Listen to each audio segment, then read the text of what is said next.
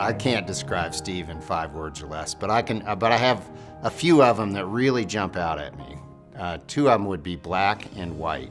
He was absolutely, you were either with him or you were not. There was no gray area. There was no such thing as in between. It was either, you were either his adversary or you were his friend in terms of business. Incredible ethics.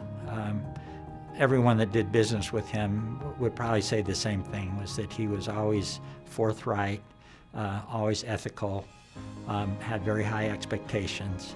You best be prepared, you best be organized, and certainly have thought things through. Down to the detail. I mean, he was so detailed, down to making sure that your shoes were signed. Steve seemed to just be natural, and that was one of the things that always stuck with me, is that I never got nervous when I would have a meeting with Steve. It was just comfortable, it was natural, and it was easygoing. He was a very personal guy. He was funny, you know, and one of the things I always appreciated is that he always asked about my family by name, which, you know, it makes you realize that guy cared. He would, everything he did it in the first-class manner. And to me, more importantly, something that I truly appreciated was his creativity. He always came up with a way to get things done. He didn't panic. He was always, there was always a solution. And he would always be very calm, his blood pressure didn't rise, and he'd figure out a creative way to get things done. What really impressed me was that Steve was outstanding at listening to what we had to say. He would ask a question and really listen, where a lot of times clients, people we work with, sort of come in with preconceived ideas of what they want to do. They ask you a question, but you can tell that they already know what they want to do with the project. Steve was really good about asking and really probing and trying to find out what should the project be like. He certainly had ideas about it, but he really listened to what our suggestions were, and often, most times he'd actually follow it. You look back on your career and there was a great opportunity that Steve gave us. We were young brokers, believe it or not, we were young at one point. We were young brokers in the business. Steve was going to develop a building up on 120th where there wasn't much there. We had to make a presentation, but we didn't have a reputation. Steve took a flyer, gave us an opportunity, hired us for this listing. And it was kind of, you look back at your great breaks that you have in your career, which we all have, Steve did that for us. Well, we were fortunate enough that we literally had a 36-year relationship with Steve in Prime West.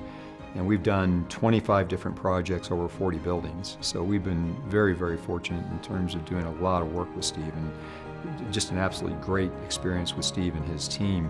Steve had the ability to look at a site and look at a market and really be able to size up what was the opportunity for that and how did it fit with what should be developed in the next 5 years or 10 years.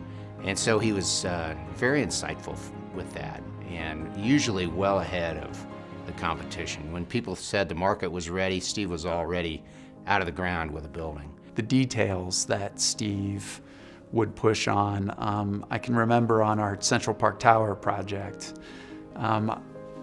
he was very involved in automatic soap dispensers and automatic faucets.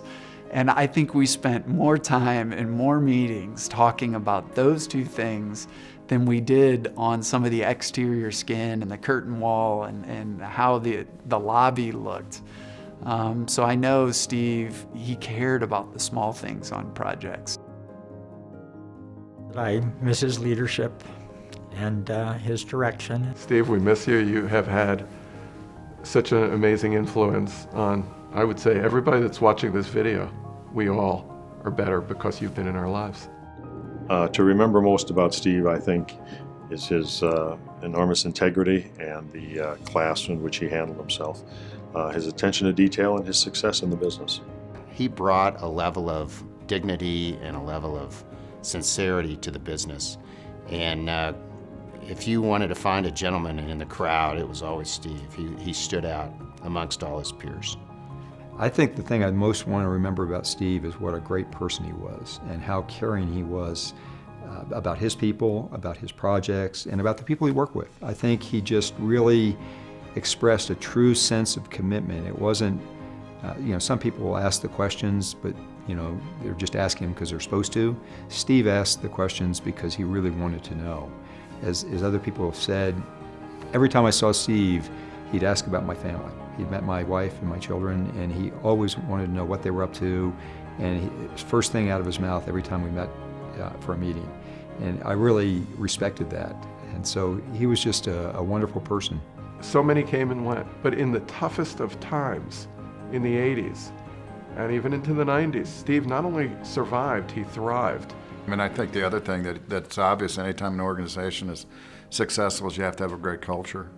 And I think that Steve obviously, built that at Prime West.